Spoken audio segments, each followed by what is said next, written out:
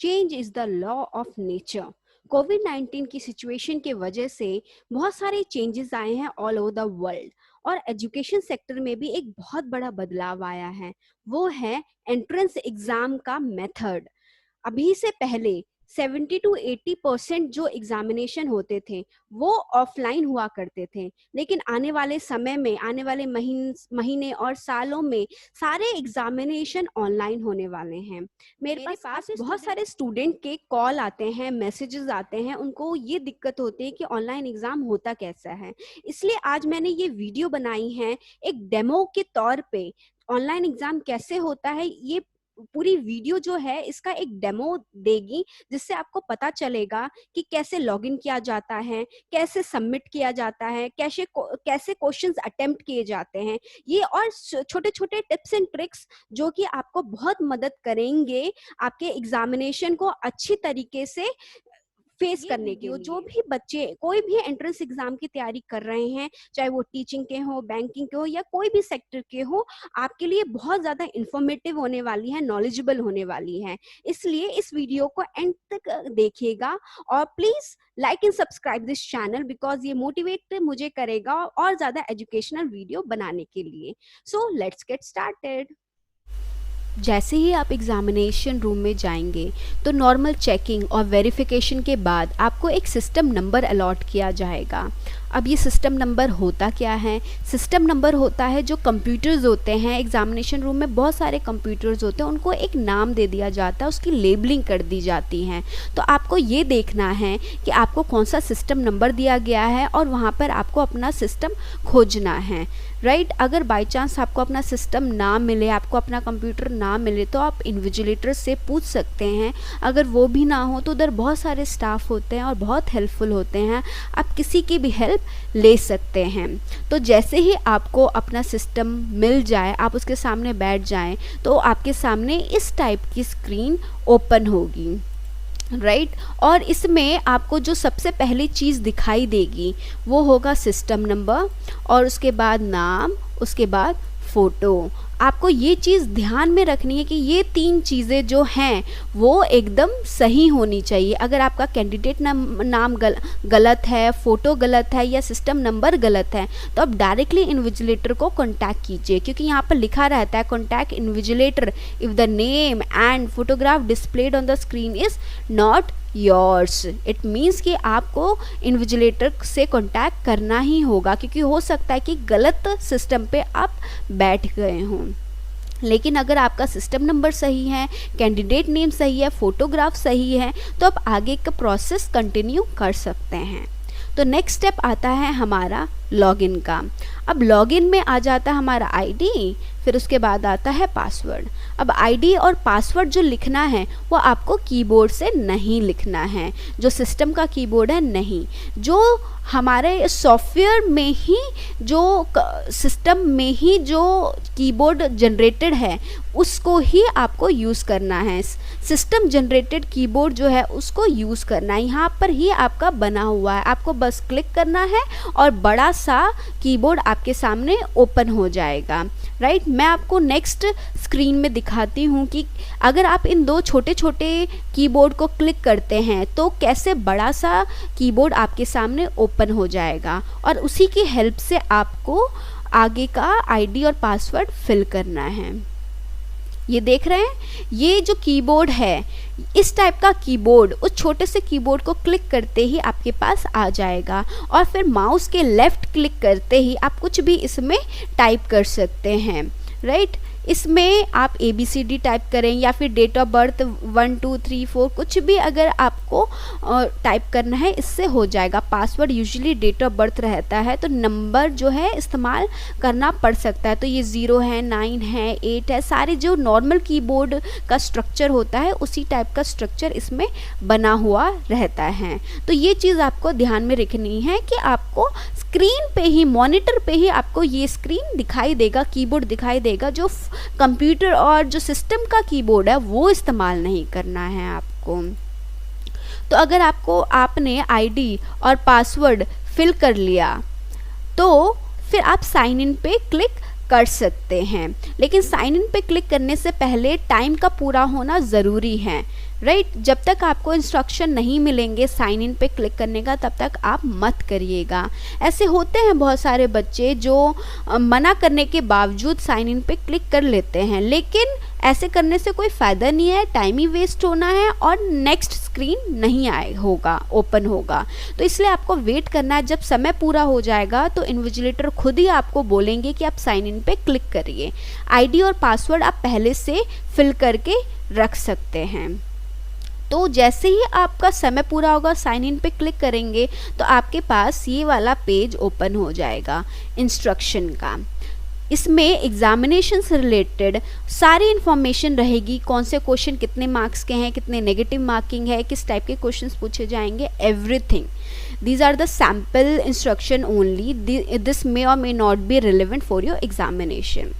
और एक और चीज़ इसमें आपको ध्यान में रखना है कि ये जो लैंग्वेज है वो आप अपने हिसाब से चेंज कर सकते हैं। जैसे ये इंग्लिश है, अगर आप चाहें तो आप हिंदी भी चूज़ कर सकते हैं। बस आपको ये जो आइकन है उसको टैप करना होगा और आपके पास जो भी ऑप्शन होगा इंग्लिश, हिंदी और आपका जो एग्ज़ामिनेशन है, जो लैंग्वेज फेवर करता है, अलाउ करता है, वो सारे ऑप्शंस ओपन हो जाएंगे और आप आराम से क्लिक कर सकते हैं। मान लीजिए अगर आपका हिंदी है, अगर आप हिंदी में इंस्ट्रक्शन पढ़ना चाहते हैं, दिशा निर्देश पढ़ना चाहते हैं, तो आप इसे क्लिक करिए और हिंदी का ऑप्शन आएगा और क्लिक करिए। मैं आपको दिखाती हूँ अगर आप हिंदी चूज़ करते तो किस हिसाब से आएगा।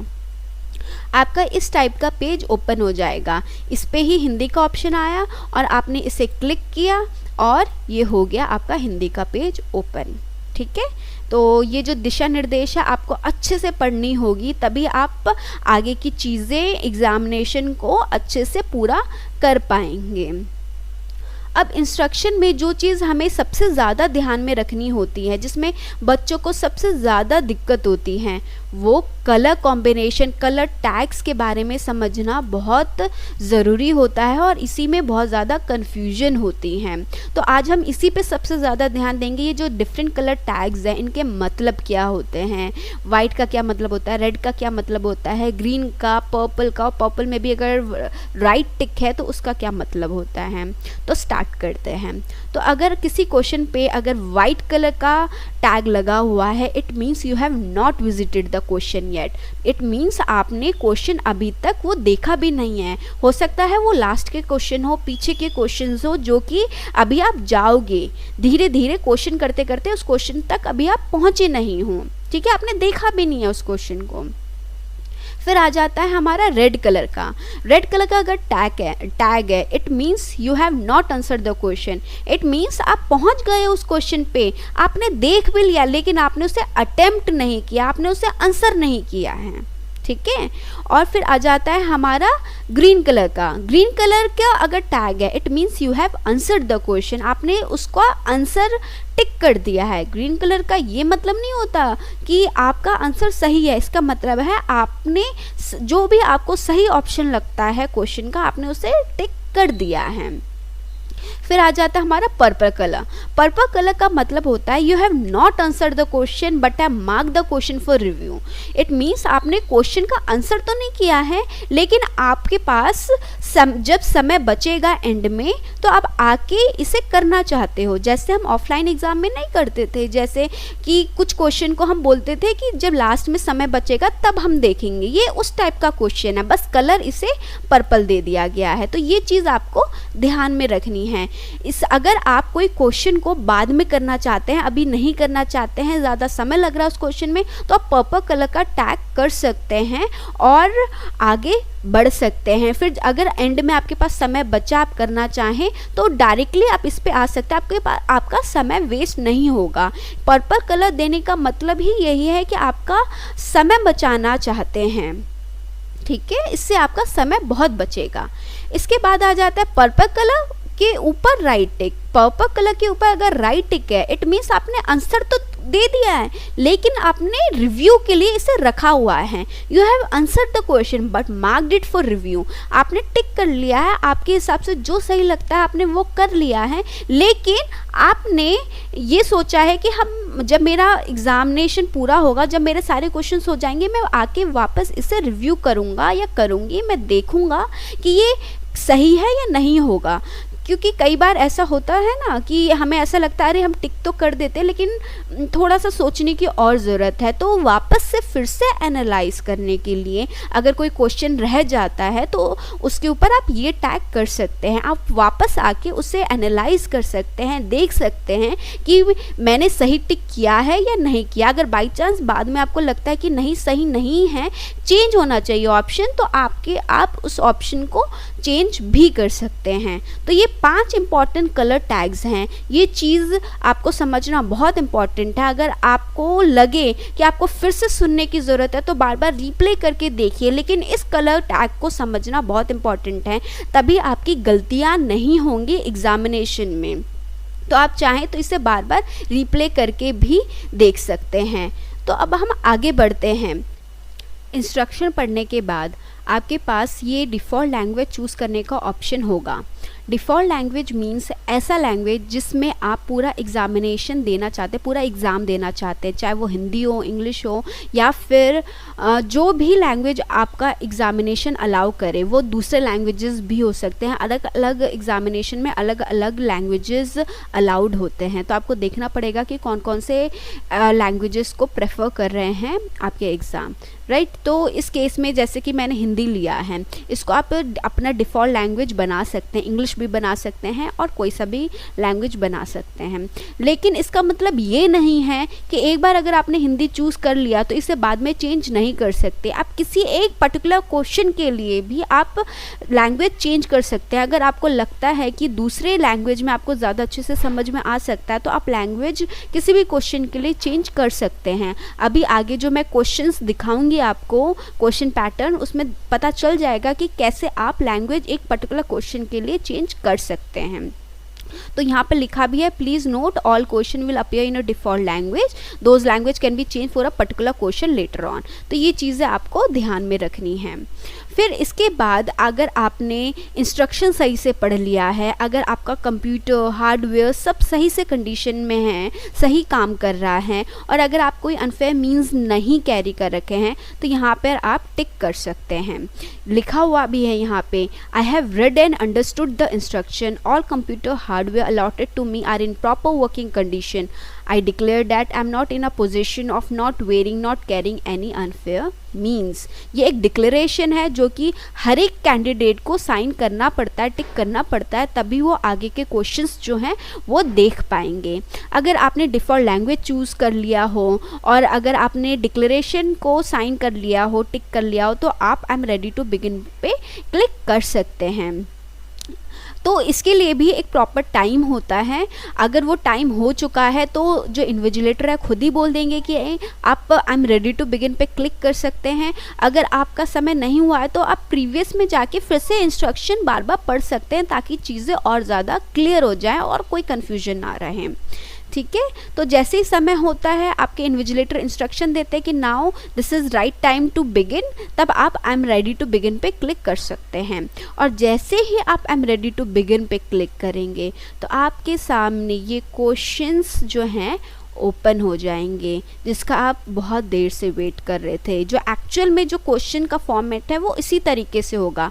ठीक है, तो सबसे ऊपर जो है, जो सब्जेक्ट में जो कंटेंट है कौन सा सब्जेक्ट का है, जैसे इसमें जनरल अवेयरनेस, सामान्य ज्ञान, इन सब का, और अगर मैथ्स कर रहे हैं, इंग्लिश कर रहे हैं या कोई भी सब्जेक्ट कर रहे हैं वो यहाँ पर लिखा आ जाएगा। और आपका जो कौन सा एग्ज़ाम है वो ऊपर लिखा रहेगा।